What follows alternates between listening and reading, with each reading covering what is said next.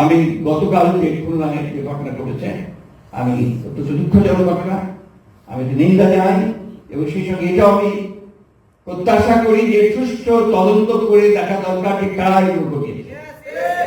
এই বিষয়টা অবশ্যই হওয়া দরকার, কারণ আমরা দেখছি সোশ্যাল মিডিয়াতে পলিটিক্যাল এসছে যে শুরুটা কাকে দিয়ে হলো। গণতন্ত্রের কথা বলবেন, অথচ আমার মত প্রচার করতে গেলে আপনি সেখানে আটকাবেন। তারা তাদের মতামত তারা শক্তি প্রয়োগ করবে এবং একটা শিশুকে পর্যন্ত তারা বেদম প্রয়োগ করতে এত দ্বিধাবোধ করবে না। এই ধরনের মানসিকতা নিয়ে কিন্তু কখনোই বড় কিছু মহৎ কিছু করা যাবে না। যেমন তারেক রহমান সাহেব আমাদের নেতা, আমাদের আশা এবং এখনকার দিনে আমাদের ভরসা। আমরা সবাই অপেক্ষা করছি সেই মুহূর্তটার জন্য। আমার মনে পড়ছে একটি কথা, যে কথাটা বাংলাদেশ আরেকবার এইরকমই মানুষ অপেক্ষা করেছিল একজন নেতার জন্য। সেটা হচ্ছে শেখ মুজিবুর রহমানের জন্য অপেক্ষা করেছিল 10ই জানুয়ারির জন্য যখন নামলেন তার আগের মুহূর্তে। আমরা কোনোদিন আওয়ামী লীগ করিনি, আওয়ামী লীগের মতকেও বিশ্বাস করি নাই, যুদ্ধ করেছি, কিন্তু তার রাস্তা ছিল না আমাদের। আমরাও সেদিন এই দেশ মডেল এসে আদিবাসী, আমাদের মধ্যে এই আশা ছিল যে তিনি আসলে দেশের বোধহয় সমস্যাগুলো কেটে যাবে এবং হবে।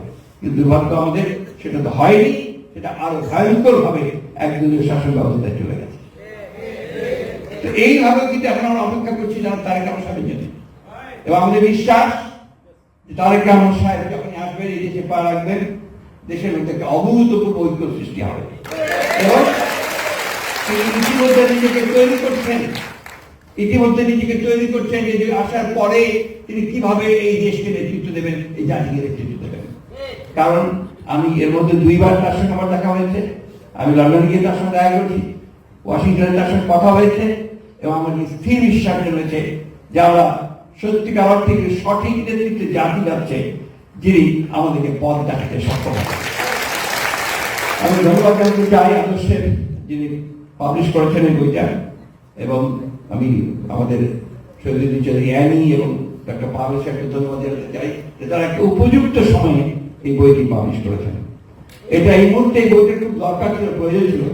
আর একটু অনুরোধ আমি তাদেরকে করবো যে তারেক রহমান সাহেবের যতগুলো ভাষণ, বক্তৃতা, বক্তব্য এই সময় বেরিয়ে এসেছে, এই প্রতিটি বক্তব্যকে আগে এবং পরে নিয়ে তারা অতি দ্রুত একটা সংকলন তৈরি করতে পারেন কিনা, যেটা শুধু আমাদের জন্য নয়, ভবিষ্যৎ প্রজন্মের জন্য সেটা কাজে লাগবে। আমি বক্তব্য দীর্ঘ করবো না। আমরা একটা ট্রানজিশনাল পিরিয়ড অতিক্রম করছি। এই ট্রানজিশনাল পিরিয়ড অতিক্রম করতে আমার মাঝে মাঝে খুব কষ্ট হয়, মাঝে মাঝে বলেই ফেলি ভেবেছিলাম হাসিনা পালিয়ে গেল, চলে গেল, এখন তো একটু শান্তিতে ঘুমাবো, শান্তিতে থাকবো, আর ঝগড়াঝাটি করতে হবে না, কথাও কারোর বিরুদ্ধে কিছু বলতে হবে না। কিন্তু বিধিবাম আমাদেরকে আবার কথা বলতে হচ্ছে, আবারও আমরা ভাবছি যে কবে তুলে নিয়ে যাবে, হরিরাম। কিন্তু এইবার আমার বিশ্বাস যে আমাদের ইয়াং জেনারেশন যেভাবে এগিয়ে এসছে, আমাদের ছাত্রদল যেভাবে এগিয়ে এসছে, আমাদের বিভিন্ন স্তরের নেতারা যেভাবে এগিয়ে আসছে, তাতে করে এই ঐক্য আরো সুদৃঢ় হবে এবং এখানে কেউই আমাদেরকে আমার দুঃখ, খুব কষ্ট যখন আমি দেখি যে আমাদের অত্যন্ত দায়িত্বশীল লোকেরা তারা এমন এমন কথা বলে যে যেখানে বিভাজন সৃষ্টি হয়। আরেকটি কথা আমি অনুরোধ করবো সবাইকে, অল কনসার্ন, দয়া করে কেউ দায়িত্বহীন কথাবার্তা বলবেন না, এমন কোনো কথা বলবেন না যে কথার জন্য জাতি আবার বিভক্ত হবে, এমন কিছু কথা বলবেন না যাতে এই যে জুলাই আগস্টের কথা আপনারা বলছেন, সেই জুলাই আগস্টের যে অর্জন, সেই অর্জন সম্পূর্ণভাবে ব্যর্থ হয়ে যাবে, সেটা যেন না হয়। আমার দুঃখ হয় যখন আমি দেখি যে অত্যন্ত দায়িত্বশীল লোকেরা দায়িত্বশীল পদে থেকে এমন এমন কথা বলেন যে কথাগুলো আবার আমাদেরকে বিভক্তির দিকে নিয়ে যায়। এবং আমরা বিশ্বাস করি আমাদের নেতা তারেক রহমান তার নেতৃত্বে বাংলাদেশ ঘুরে দাঁড়িয়েছে, বাংলাদেশ ফ্যাসিস্ট হাসিনার হাত থেকে মুক্ত হয়েছে এবং আমাদেরকে একটা নতুন পথের সন্ধান দিচ্ছে। সেই নেতা অতি দ্রুত আমাদের মধ্যে ফিরে আসবেন, আমরা অন্তত বুড়ো মানুষের একটা শান্তিতে পাবো, অন্তত কিছুক্ষণ রেহাই পাবো। তো সেইভাবে আমি আশা করছি। আমি আজকের এই বই উন্মোচনের অনুষ্ঠানে আমাকে আহ্বান করার জন্য, কিছু কথা বলার সুযোগ দেওয়ার জন্য আমি অত্যন্ত কৃতজ্ঞ, সকলকে ধন্যবাদ জানিয়ে আমি আমার বক্তব্য শেষ করছি। শেষ বক্তব্যটা, নেভার গিভ আপ, কখনো গিভ আপ করবেন না, শক্ত করে দাঁড়িয়ে থাকবেন, কারণ আপনি ন্যায়ের পথে আছেন, সত্যের পথে আছেন, সুন্দরের পথে। ধন্যবাদ। সাহেব এই ছাত্রদের নিয়ে, মেধাবী ছাত্রদের নিয়ে সমস্ত বিশ্ববিদ্যালয় কলেজের যারা প্রথম 5 জন, সেই 5 জনকে নিয়ে তিনি সমুদ্র ভ্রমণে গিয়েছিলেন। বিরোধীরা সবসময় সেটাকে বলে, বিশেষ করে আমাদের মহারানী হাসিনা বলতেন যে ছাত্রদের নিয়ে তিনি ভ্রমণে গিয়েছিলেন। বেসিক্যালি ওটা ছিল তার সুদূর প্রসারী চিন্তা থেকে আসা। তিনি তখনই বুঝেছিলেন যে শুধু দেশের যে সম্পদ আছে সেই সম্পদ দিয়ে দেশকে রক্ষা করা যাবে না, দেশকে এগিয়ে নিয়ে যাওয়া যাবে না। এই জন্য সমুদ্রের সম্পদকে আহরণ করতে হবে।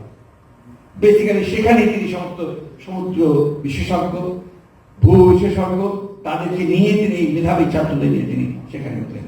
আমি জানি না আপনাদেরকে মধ্যে এখানে কেউ আছেন কিনা, এখনো আপনি বাংলাদেশে বহু মেধাবী ছাত্র পাবেন যারা এখন কেউ সেক্রেটারি হয়ে গেছেন, কেউ পিএইচডি করেছেন, কেউ বিশ্ববিদ্যালয়ে আছেন, কেউ বাইরে আছেন।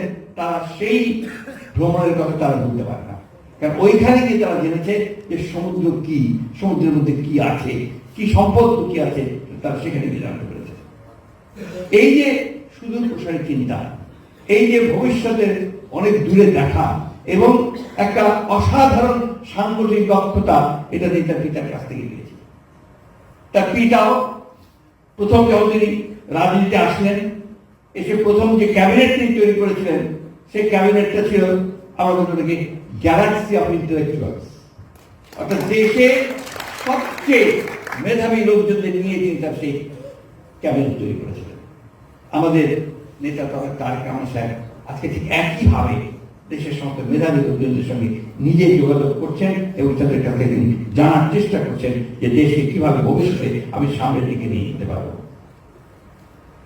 আজকে এখানে এহসান আছে, এহসান তার একটা বিশেষ ভূমিকা পালন করেছে। সেই ভূমিকাটা ছিল যে আমাদের মতো পুরনো প্রজন্মের ওল্ড হ্যাকারদের সঙ্গে আজকে প্রজন্মের একদম ইয়াংদের একটা সংযোগ স্থাপন করা। এবং যখন আন্দোলন শুরু হয়েছে সেই সময় থেকে এহসান আমাদের সঙ্গে যোগাযোগ করেছে।